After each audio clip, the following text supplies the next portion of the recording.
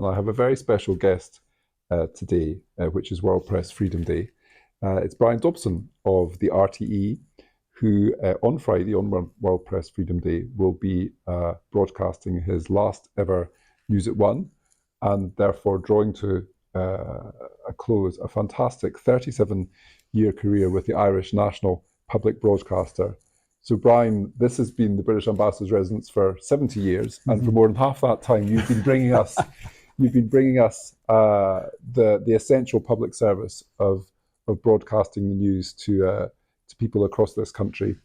What are your sort of reflections on your career, and I guess on broadcasting itself as you reach this amazing, remarkable milestone? Well, I have reported on what I think must be the most dramatic period of change of any Western European country anyway, in a shorter period of time. 3 or 4 decades is really not that very long in the life of a nation. And yet Ireland has changed beyond recognition, I would think, over those 3 or 4 decades. For example, when I first came here and I was a young reporter and I was invited to a dinner by one of your predecessors, and the house here was surrounded by fields. And it was right out in the countryside, in the foothills of the mountains. Now, of course, it's still in the foothills of the mountains, but the fields have gone. The city has come out to meet it. There's a wonderful rapid transit system that drops you right outside the gates here. Just one of the changes as Ireland has developed over that time. And it's been, I think, my great privilege as a reporter to have been able to play a small part in trying to chronicle that, trying to make sense of some of those changes, because I think some of them have maybe alarmed people at times. There have been moments of great progress where we've leapt forward, and there have also, of course, been huge setbacks and great economic and other challenges over that period of time. So I suppose mainly my thought is that the Ireland which I have worked in over those 4 decades is a country that I think for the most part has changed for the better and changed really very significantly. And part of that change has been the transformation in Anglo-Irish relations. You know, I'm sitting here with the representative of His Majesty's government, and your predecessors could chronicle very many ups and downs over those and more decades. But for a number of reasons, that relationship has been transformed. I think principally because of the settlement in Northern Ireland, obviously, and the Good Friday Agreement, which really put Anglo-Irish relations onto a completely new footing. I think that was sort of maybe missed at the time. We thought of it mainly in our own terms, in terms of what it did to bring peace to the island, and that was an absolutely priceless prize of the negotiators at that time. But it also allowed Dublin and London to move into a whole new phase, which I think and hope has been good for both countries.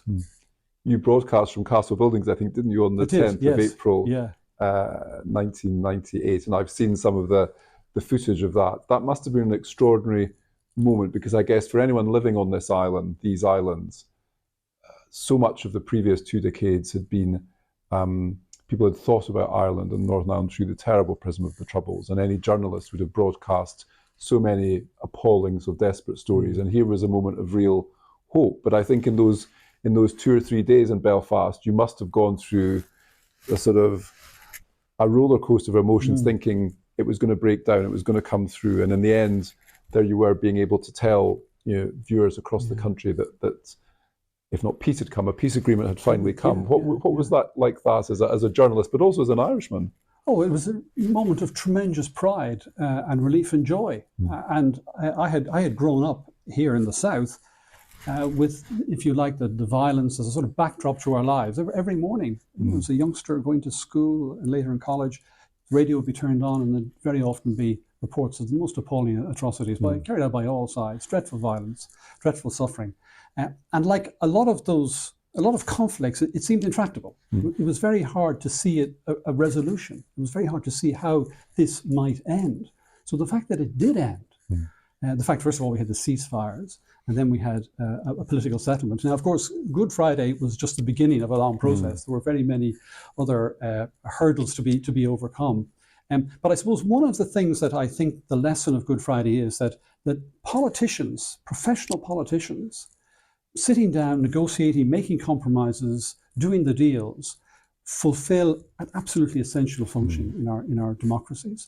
And people are sometimes, are the dismissive of politics, and there's the compromises involved in politics.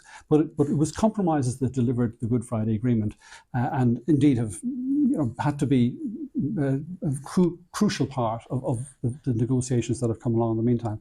So personally, it was a moment of great pride that Irish men and women had sat down and done this, that they had achieved what seemed impossible over such a long period of time.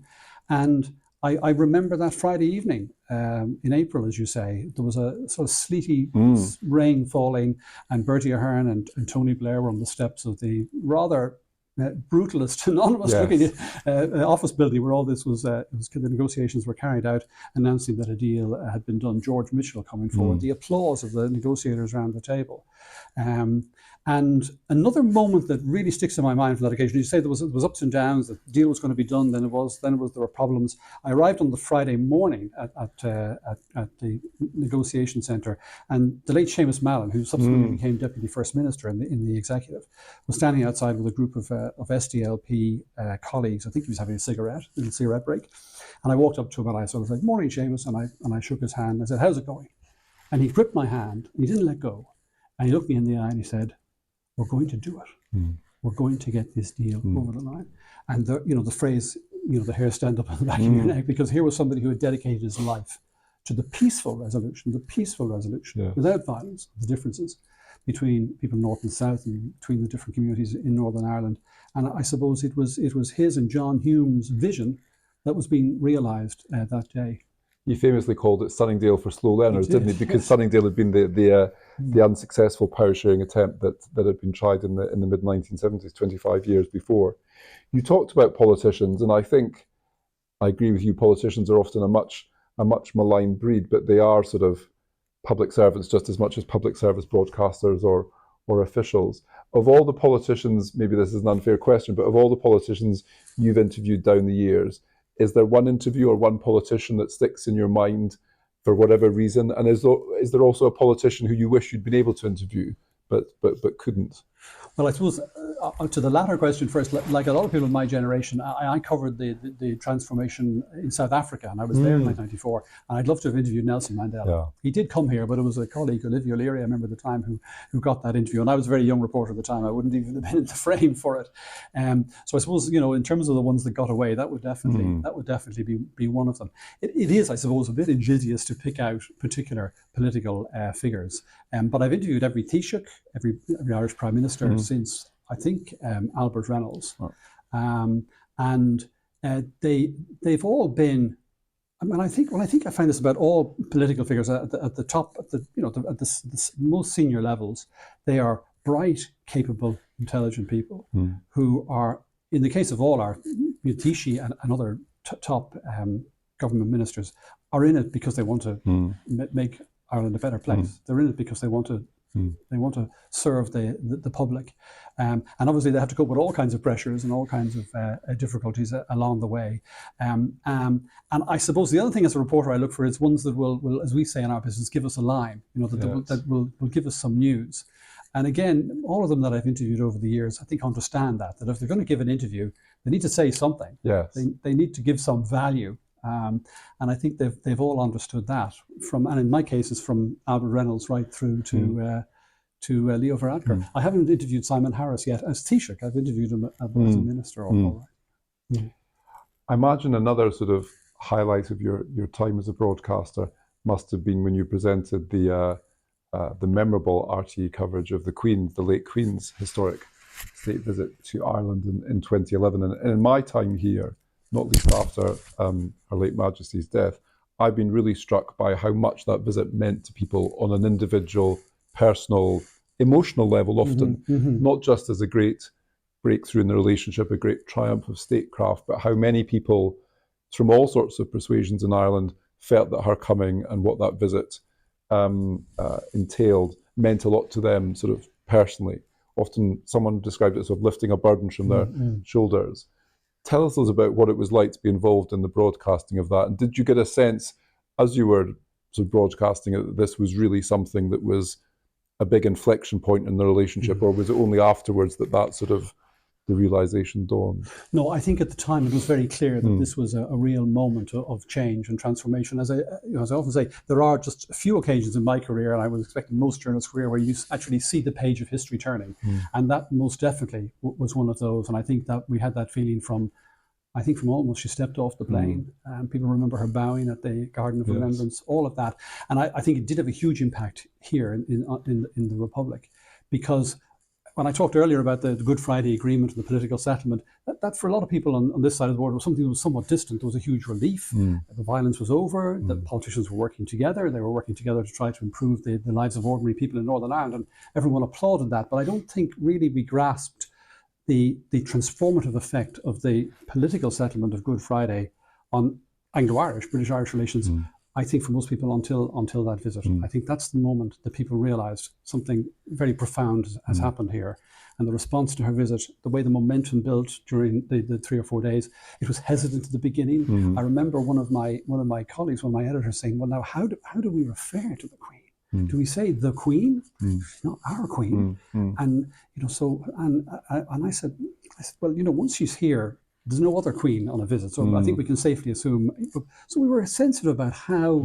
So she was Queen Elizabeth, Queen Elizabeth of Britain, the British monarch. All those phrases were used, but then we began gradually to because everybody in the street was saying the Queen. Have you heard where the Queen is now? So that became the term. So but that began to build, and it was you could almost feel how she, perhaps, certainly, I think everybody involved, because there's a lot of concerns obviously around her security, you could almost feel how all that began to relax, that this was going well, and every day it seemed to get better. Climaxing in Cork with the English markets and the fishmonger and the impromptu walkabout. And Enda Kenny said to me that when the Queen said goodbye to him at Cork Airport that afternoon, she said to him, of all the visits in my reign, which was at that point almost 60 years, this is the one that she'd most wanted to do, because I think for many years, for political reasons, for security reasons, it had been impossible. But I think it spoke to her deep understanding of the importance of the relationship and the sense, I'm sure a modest sense, that her visit could make a difference. And I think from what everyone has said afterwards, Simon Coveney said to me when he came to sign the condolence book, that the visit had meant more to Ireland than people in Britain would ever understand. And I think that's probably true as well. As usual, of course, they stole the show in Cork in the English market. But I think after that, and there've been various setbacks and difficulties and challenges on the London-Dublin front. But the foundations relationship, I think changed and changed for the better as a result of that. It was remarkable. I thought afterwards, at the time and afterwards, that it must have been very strange for Her Majesty to have lived so long and travelled so widely, and yet never been able to visit the country, closest with whom we share a land border, I suppose. So, for her, it must have been remarkable at that stage in her life to be able to make that trip. Yeah.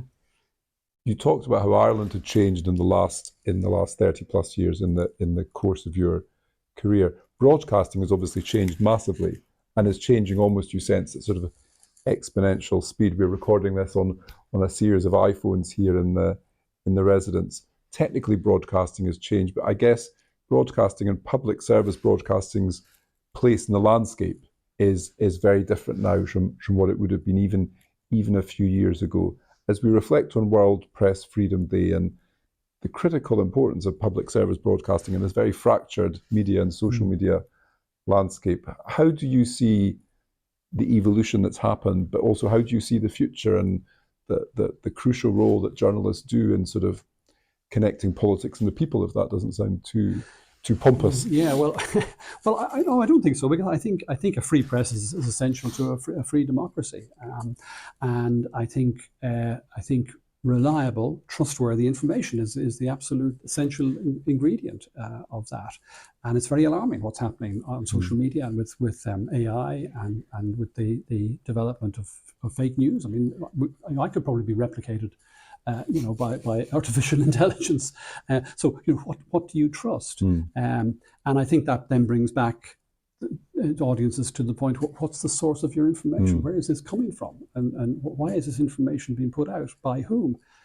So I think maybe I'm not trying to be optimistic about it, that there's a cyclical element to this. There's obviously a lot of excitement about new technology and social media and what it can do. And it's a very powerful journalistic tool. But it also can be abused and used for nefarious purposes, and quite obviously is. So it's very. I mean, the future to me is very uncertain.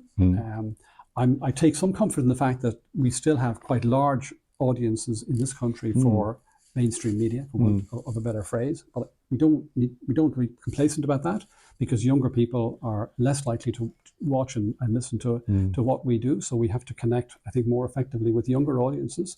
And really what we have to fight as journalists for is to maintain that space where all voices can be heard, not to allow echo chambers to develop and become the source of information for people, where they just hear the views that they agree with, or that will incite them in some way. So I think there are enormous challenges for broadcasters, for conventional media. Where it's actually going to head to, I don't know, and I do worry.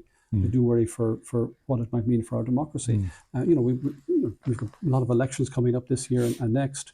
The risks that they could be influenced by fake news, by outside powerful interests trying to direct the outcome of our elections. I remember Bertie Ahern saying we'd have never had the Good Friday Agreement if we'd lived in the age of Twitter. And I think by that he meant just what you say about echo chambers and different communities talking to each other rather than talking to themselves rather than talking to each other. And having lived in the States, you see that very, very strongly. But I guess one would still hope that young people would be inspired to go into journalism and to go into sort of objective journalism, just as you would hope that young people would be inspired to go into politics. But if you had one wish for the future of the profession that you've graced for so many years, what would that be? Well, one of my worries about journalism is that it will continue, or concern would be that it will continue to give a living to people who work in it. And the financial model, that's the other aspect of this, that the financial model is looking somewhat precarious. We have a public service broadcaster here, like you have in the BBC. We have strong, well-funded commercial broadcasters, but our newspapers are struggling. Now they're finding new ways to deliver and new financial models as well. So nobody's giving up yet. But the big challenge for media organizations, I think, is to find ways of giving a career to young, not just journalists, but every people who work in the industry generally. There's more and more precarious employment, short-term employment, lack of career paths. And if you can't offer people that, you're not going to attract bright, ambitious young people who want to make a career and have a future in journalism or the media. Well, I think I can say on behalf of all of us, we're very glad that RTÉ was able to attract the bright and no doubt ambitious Bryan Dobson into Donnybrook back 37 years ago. Thank you, Bryan, for everything you've done for British-Irish relationships through your broadcasting, but everything you've done in chronicling, as you say, a third of a century and more in which this country has changed, I'm sure for the better. The world has changed, perhaps for the better in some respects, for the worst in others. But you've been a voice of reason and objectivity and calm when those voices have been much needed. And we will miss your voice on the news at One, but hopefully we will hear it in other domains and in other respects in the future. And Bryan, thank you very much for everything, and enjoy the next phase in your illustrious career. And thanks for sharing your thoughts with us today. Well, thank you, Paul. Thank you for your invitation. Pleasure.